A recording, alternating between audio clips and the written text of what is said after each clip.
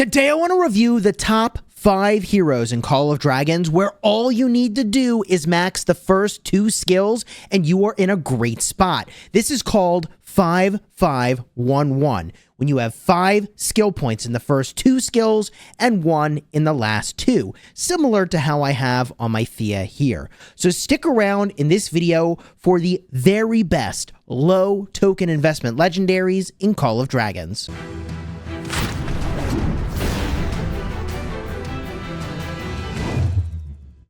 Hello my friends and welcome back. I'm Chisgule Gaming and today's video is sponsored by the makers of Call of Dragons.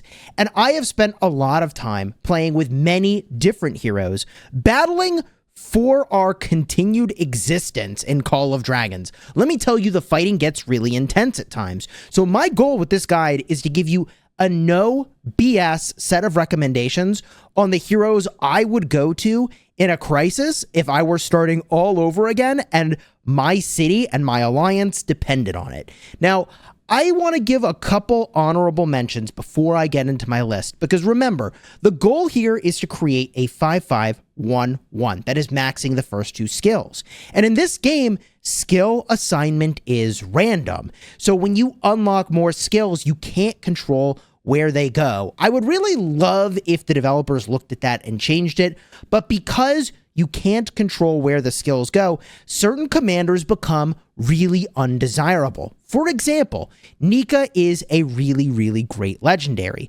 However, her second skill is peacekeeping, which means that if you start skilling her up, then you're going to have those skills potentially land on a peacekeeping skill. And how much does that matter when you have to defend your city? Not at all. How much does this matter when you're fighting other players in the field? Not at all. So heroes like Lilia and Hosk and Nika, although they're amazing, heroes like even Nico, who I'm currently not using this season, or Garwood, all have a second skill that is unrelated, is not helpful for fighting in the open field, and so they are not on our list of 5-5-1-1 legendaries. And you may wonder, okay, Chisgule, but like really, what's the worst that can happen if you go for one of these legendaries like Bakshi, who also is on this list?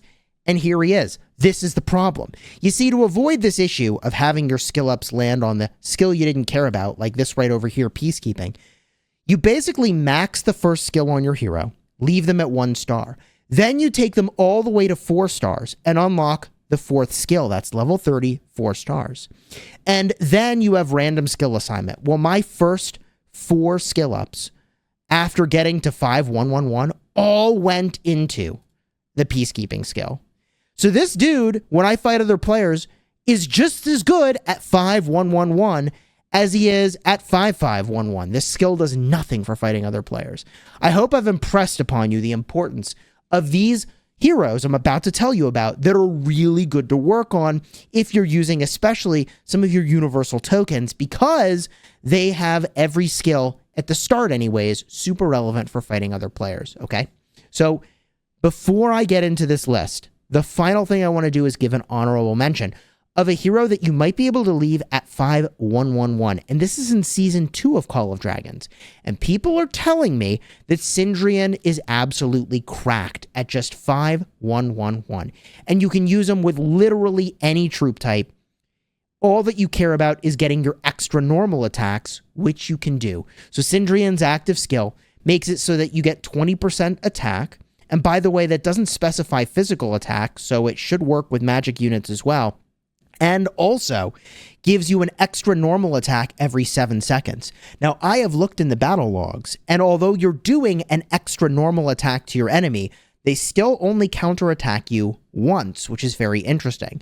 So Syndrian can be really good for triggering effects that happen when you do normal attack damage. For example, if we look at Lilia, every time you normal attack an enemy that she has scorched, she has a 30% chance of giving 2 other enemy legions nearby the scorch effect. What I'm trying to say is that although he doesn't make the list, because technically his second skill is a rallying skill, so he's one of those, heroes that's actually not that great at, 5-5-1-1, because the second skill is kind of irrelevant. Even just maxing the first skill, he might actually be pretty viable for fighting in a number of combinations. Even if you don't use marksman, in the open field, and I thought that was worth mentioning. This brings us now to the top 5, and if you've been getting value from this video, do me a huge favor, smash the like button and consider subscribing to the channel. Let's get going with Thea. Thea is number 5 on my list because she is extremely versatile. Her first skill does a shield and increases your hero skill damage dealt, which is really good when you have a secondary hero or another hero you're pairing her with that does hero skill damage. The second skill gives you an attack boost and you take 15% less hero skill damage. So at 5'5", 1'1", she's actually super good. But on top of that, let's look at the third and fourth skill, because a part of what makes a 5'5", 1'1" really good is when the third and fourth skill are also relevant in the open field, which these are. Just for unlocking the third skill, you get 10% defense. And if you happen to have flying units, you get 4% more attack and 10% more march speed too at 1 skill point. That's pretty good. The last skill here gives you some stacking attack every time she does some shields. It's not all that noteworthy. Even at 1 point, it's kind of whatever. But the reason that Thea makes the list at number 5 is that she's so damn versatile. And if you are a low spender or free to play, or you're looking at 5'5", at the start of the game, versatility and being able to move around your combos as you learn what you want to do is immensely powerful. Now, I will say that I somewhat regret having worked on this particular hero because I find that I want more damage with the combos that I'm using her with rather than damage mitigation. So she is going to do shielding. She will make whatever unit you put her with very tanky. And if you're a T5 player among T4s, you don't really need that. If you're a T4 player among T5s, now we have a different conversation, and the tankiness does give you more value. So I think for a lot of people, Thea will have a lot of value. If you're whaled, then consider skipping Thea and invest in other stuff. On the topic of other stuff, man, I've got to say that number 4 on my list, Madeline, is really, really good.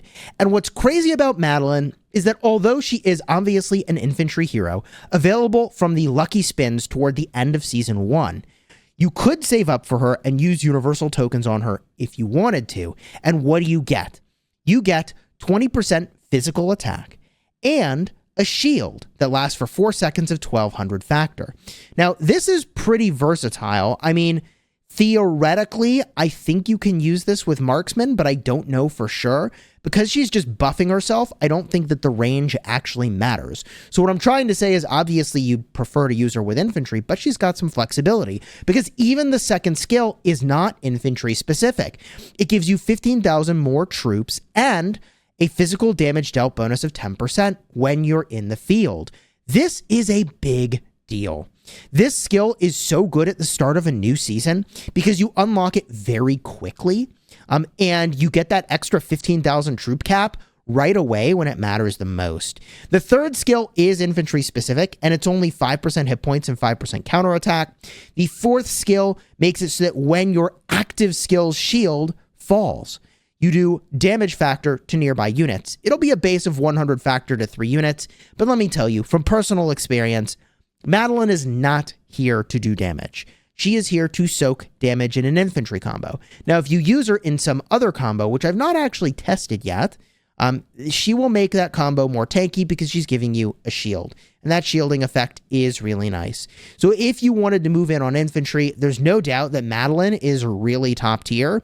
And every skill up you put on her, especially at the start, going from 5'5", 1'1", is going to be really great. Now, just as a quick reminder, if you really are dead set on locking up for sure that you get 5'5", 1'1", maxing the first 2 skills, you'll need to unlock and then max the first skill.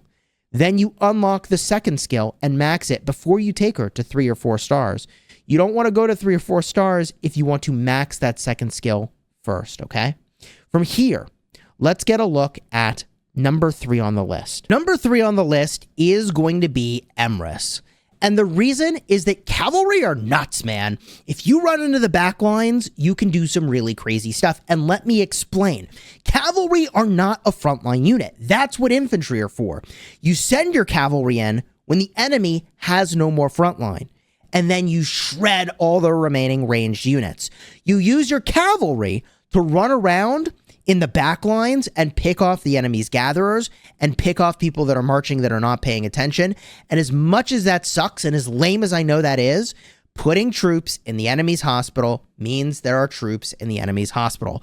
And Emrys running around cheesing to get those kills works really, really well. And an enemy that is a full hospital cannot fight you. So if you're serious about winning, as uncool as it is, you hit the back line, you hit the unsuspecting players that are not paying attention to their marches, that are trying to march somewhere, because it gets value for your team. And in a fight where you're trying to survive, that matters a lot. So why does Emrys work well? His active skill is no frills. It's 1500 physical damage factor. Easy to understand. The second skill does a rage accumulation effect. When you enter battle, you gain passion, increasing your rage accumulation speed by 40% for 5 seconds. This means your active skills will go much faster at the start of a fight. The third skill gives you 10% physical attack for cavalry and 3% march speed. It ain't much, but it's something. And at one point, the fourth skill gives you 4% extra damage dealt and also 5% more hero skill damage dealt to targets that are surrounded. The third and fourth skills aren't doing all that much, but Emrys will work extremely well for those activities I described where you're hitting the back line and hitting the ranged units that no longer have infantry protection. Very powerful for running down an enemy unit that is retreating. Emrys has to make the list, and if I would say there's anything I really underestimated in this game, it's just how damn powerful cavalry are when used correctly. They are probably the highest skill threshold for using this unit correctly. But when you do it, man, it is absolutely nuts. Now, number 2 on the list here is actually going to be a tie. And it's a tie because I kind of forgot about one of these heroes, but also one of them is only available in Season 2. So we're going to call it a tie, and that is between Kanara and also Freygar. So let's talk about Kanara first, who's the first lucky spin commander you get in Season 1. Now, Kanara is powerful because she does 1400 skill damage factor, and she makes the target do 15% less damage. That is a very nice debuff. From here, the second skill makes it so you do 20% more normal attack damage when you're in the field, and you take 10% less skill damage. I mean, that is just very easy to understand. It's just good. If you get 1 point in the next skill, you get 10% marksman unit attack. Okay, easy to understand. The next skill is a little bit tricky. When you're hit with a normal attack, you have a 20% chance to gain 10% counterattack damage and reduce the march speed of the enemy by 10%. It ain't much, but it's something. And Kanara actually cares a lot about debuffs, so the fact that you inflict the debuff onto the enemy is a good thing by reducing their march speed. Now, Kanara is really, really good. If you pair with Nico, that's amazing. If you pair with an AoE hero like Krieg, you can also get a lot of value. I've been calling him Krieg, but apparently I should be calling him Craig because, you know, egg over here. I don't know. We got no whole debate about this in Alliance Voice. It was a thing. So Kanara has some really great options, and she is super powerful if you're running marksman. The other marksman that I mentioned here is Freygar. Now, she becomes available in Season 2, and she is also a powerhouse, but for different reasons. She is a normal attacker. So what she'll do is 600 damage factor and give you a normal attack boost, enhancing your crit rate on normal attacks by 60% for 7 seconds. So this works for a lot of situations, in part if you're fighting behemoths, but also when you fight other players, this is pretty good. Second skill gives you a normal attack damage boost of 15% and also a defense boost of 15%. Okay, I'm interested. I think that this is going to be really, really powerful, especially as you get more and more skill points applied. I've been using her at 5311, and I've been pretty pleased with the performance.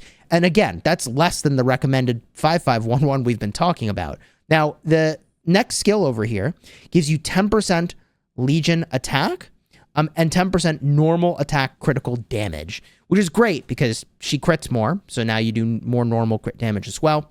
Over here, next skill, Falconeer's Charge. When launching a normal attack, you have a 20% chance to gain haste, giving you a march speed boost of 15% and reducing the target's rage accumulation speed by 10% for 5 seconds. Yo, rage debuffs are pretty wild. it makes it so your enemy cannot use active skills, these big active skills, as frequently. And I know 10% is not a big debuff, but Freygar is really powerful. And I think if you paired her with Craig, that would probably be one of my preferred pairs right now. They both fly, and you would want to be Wilderberg for this, for the flying unit. But the area of effect damage from Craig, and also the nice single target damage from Freygar, I think is a solid combo. I feel like that's the magic sauce that you're looking for in every March. At least one hero that does AoE damage, and one that is either giving you a lot of stability and stats or some good punch as well. And that fits the bill. Now, I have been using Hosk paired with Freygar, and I've been pretty happy with how that's been performing. For me, that's been about as good as my Kanara with Thea, and I would say, it's just an okay combo. But considering how many skill points I have on my Kanara over here, I don't know. I think Freygar is doing really well for me, and I think at 5511, she is not a hero you want to sleep on. She's at number 2 on my list, tied with Kanara. This brings us, by the way, to the number 1 hero on the list, the one you're probably most interested in here, and that's Velen, baby. Velen. Velen is a beast. Look, every skill here is good for the open field, and he's available if you spend in the daily special offer right away. So what does he do? He does 1200 damage factor to your current target and 2 surrounding legions, and inflicts freeze, reducing their march speed by 20% for 3 seconds. And each additional target, it reduces the damage that is dealt. Okay, from here, second skill, you get 15% hero skill damage boost and 20% march speed. I mean, it's just easy to understand why Velen is good in the field. Mages are, in my opinion, the easiest DPS to use in the game. If you want to pick the easiest unit to use in the game, it's mages. Hands down, the easiest, very fun. Ranged combat's very fun in this game. I love using Velen. He is one of my favorite heroes. From there, Bitter Cold. 1 point in this will give you 4% magic unit crit rate bonus. All right, it's skill. Crit rate bonus, it's not much. 5% magic unit defense, it ain't much. The fourth skill, when in battle, you have a 20% chance to inflict a magic defense break and a freeze on the enemy, making them have 10% less magic defense and also reducing their speed by 10%. It ain't much, okay? It ain't much. But I really like Velen.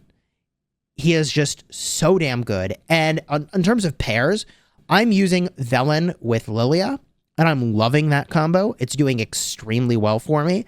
I also really like the combination of using Velen with Waldir. I mean, it's very obvious and very good.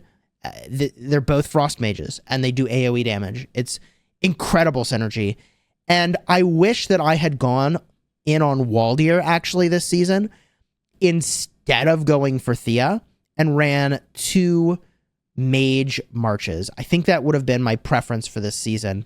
But Thea's actually super versatile, right? And I don't want to downplay that versatility and the value, which is why she's on the list. But, man, Velen sits at the very top of that list for 5511 legendaries. Now, if you have any other thoughts about that, definitely let me know in the comments. And if you want to see my overall tier list, ranking all these heroes, regardless of how you sort of unlock their skills, I'll have a card for that in the end screen in just a second. You're not going to want to miss it.